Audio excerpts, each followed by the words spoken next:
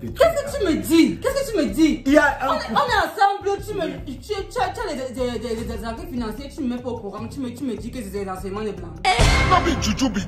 Ce qui s'applique à tel couple ne s'applique pas forcément à tel autre couple. J'étais allé une fois à une conférence où des couples ou de quoi, des trucs qu'on organise avec les célibataires. Ah, ok. On dit que oh, la femme doit connaître tous les entrées et le salaire de son homme. Mais je t'ai scandalisé. Pourquoi? Je t'ai scandalisé. Pour quelle raison? Ce n'est pas une affaire automatique. Bon, je prends un exemple. Ah. Je prends un exemple. Si tu as un homme d'affaires, oui. Si tu as un homme d'affaires, il a un salaire. Son revenu, c'est quoi? Il a des entrées financières. Et ça rentre comment? C'est programmé.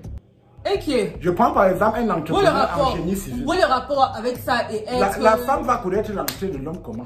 Mais ils partagent non, le principe de confiance. Sauf qu'il y a des hommes qui ne font pas confiance à leur épouse. Bien les épouses ne sont même pas dignes de confiance. Oh là là. Ça, c'est des enseignements qu'on ramasse chez les blancs là, on vient de... Qu'est-ce que tu me dis? Qu'est-ce que tu me dis? Il y a un... on est ensemble, tu as des enquêtes financiers, tu ne me mets pas au courant, tu me dis que c'est des renseignements de blancs. Pourquoi? En fait, dans un couple où il y a de l'amour, ce n'est pas... On n'apprend pas ça, c'est-à-dire ce n'est pas un principe.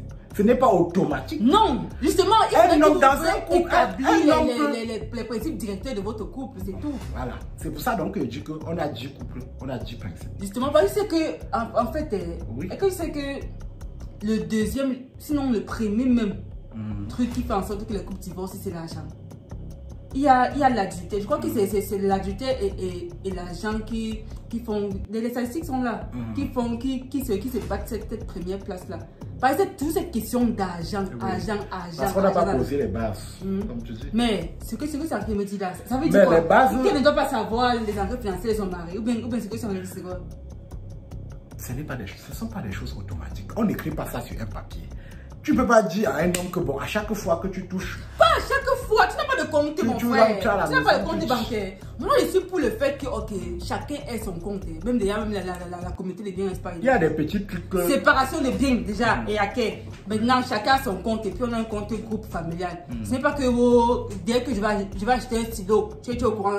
Voilà. C'est déjà qu'on crédite ton compte. Je vais dire quoi? On s'entend sur comment on gère. Je vais dire quoi? Il y a des manières très simples de gérer. Mais quand tu dis que elle ne doit pas être au courant. Non, je n'ai pas dit. Tu ne comprends pas, Pam. Je ne dis pas qu'elle ne doit pas être au courant. Mais je dis que ça dépend de l'accord. La parole de Dieu dit que deux personnes ne peuvent cheminer sans s'être accordées. Donc, il y a un accord sur lequel tu n'es pas au courant de l'entrée financière. Bien sûr. Des gens peuvent... Il y a des couples ici qui sont en paix. Et la femme ne connaît pas combien touche son homme. Parce qu'il y a un problème de confiance. Si elle n'est pas capable de connaître combien...